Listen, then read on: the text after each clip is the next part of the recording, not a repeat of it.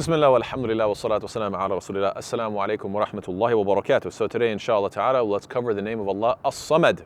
As-Samad occurs only one time in the Quran, and that is, of course, in the second ayah of Surah Al-Ikhlas. And therefore, that makes it a hapex legomenon, which means basically a word that only shows up once in a text or in a book. So yes, it is a very unique term in that sense.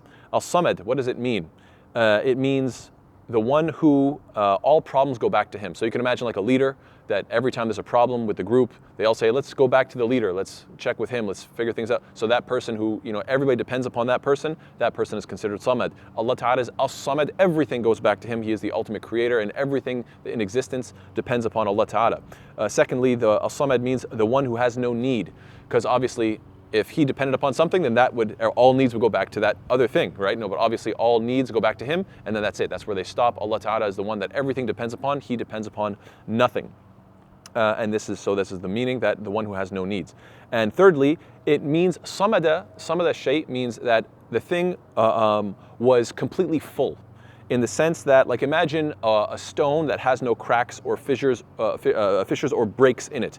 Imagine a piece of, silver or gold or whatever the case is, that is 100% pure, that has no defects whatsoever. So this is implying what? Something that is full and complete, which is beautiful that it comes at the end of the Quran.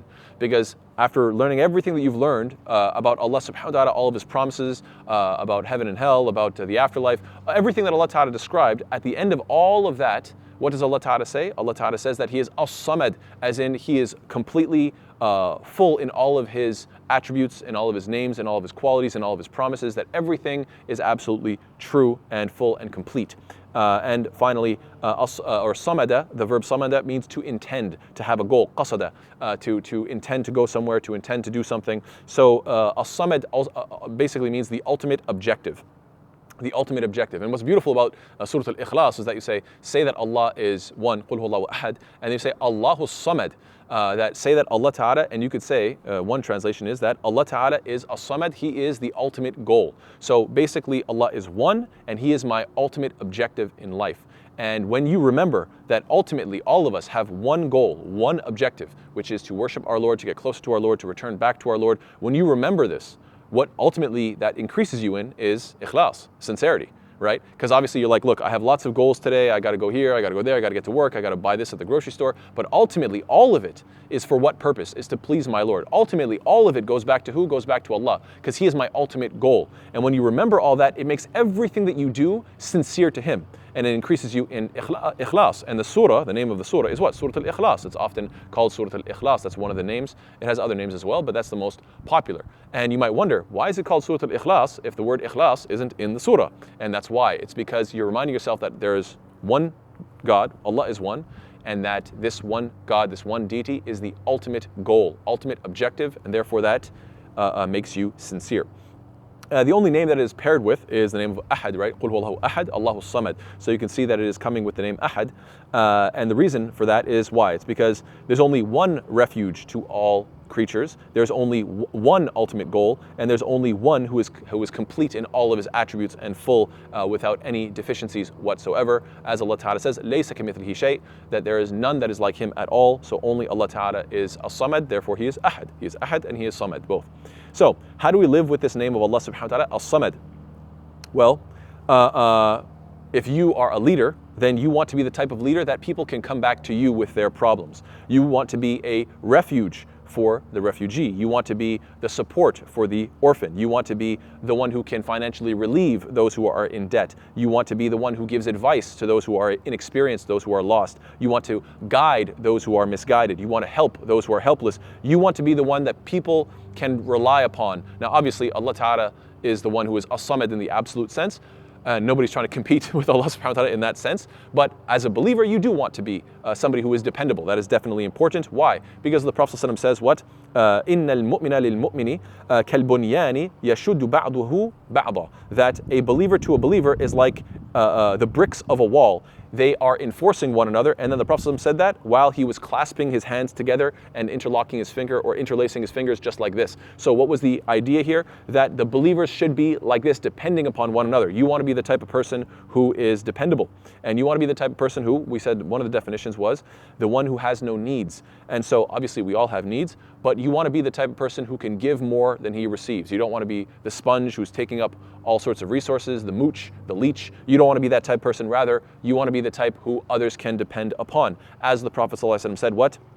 اليد العليا خير من اليد السفلى واليد العليا المنفقة والسفلى السائلة. That the upper hand is better than the lower hand, and the upper hand is the one which gives, and the lower hand is the one that begs. So basically, we want to be independent, and we want to be those who are dependable and that give to others, not those who are constantly begging and receiving.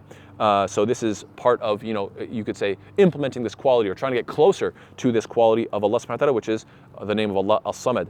And we have to remember that yes, it's important to try to be independent, but you don't want to lie to yourself.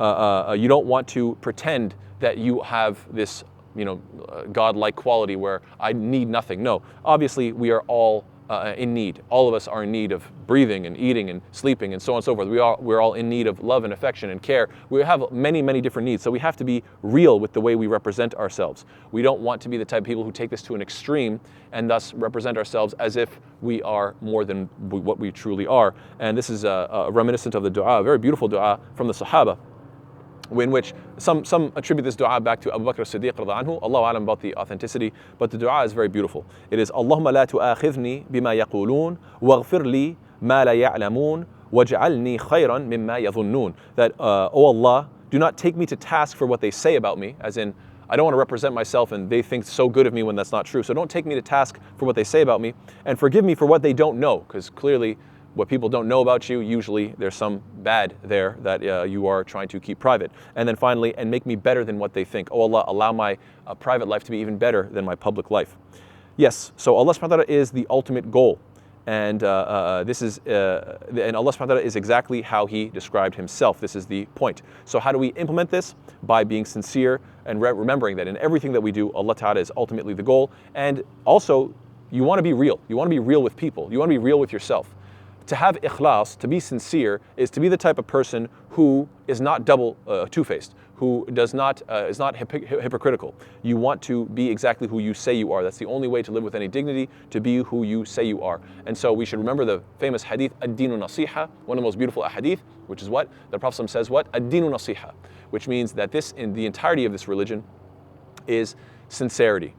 This can be translated this way. This is one way of translating it. It's to be sincere. And then the Sahaba asked, Liman ya Rasulullah, who should we be sincere to? And he said, Lillahi, to Allah, wali kitabihi, and to His book, wali rasulihi, and to His messenger, wali a'immatil muslimin, and to the leaders of the believers and the Muslims, wa ammatihim, and to the general masses. So in other words, this deen of Islam is for those who are real. Be real with Allah. If you truly believe in Allah subhanahu wa ta'ala, you should worship Allah ta'ala in such a way where you truly believe that He is watching you, that He sees you, that you try to implement the guidance that He has given us. You stay away from the prohibitions. Be real. And if not, who are you trying to fool? Why? Why are you trying to pretend? Be real with the book of Allah. If you truly say that it is guidance, then read it, memorize it, share it with others. If you truly believe that the Prophet ﷺ is a messenger, then be real with the messenger of Allah and try to implement his sunnah. Be real with the believers and give them honest and good advice. Give them nasiha, be sincere with them and give them the best of advice. So may Allah Ta'ala make us of those who have ikhlas. May Allah Ta'ala make us of those who recognize that Allah is the ultimate goal and that we need to be sincere to Him. May Allah Ta'ala forgive us for our shortcomings. May Allah Ta'ala make us of those who are on the giving end and not on the receiving end when it comes to charity and so forth. May Allah Ta'ala make us of those who can implement this name of Allah Ta'ala, As-Samad. Jazakallah khair. Wassalamu alaikum wa rahmatullahi wa barakatuh.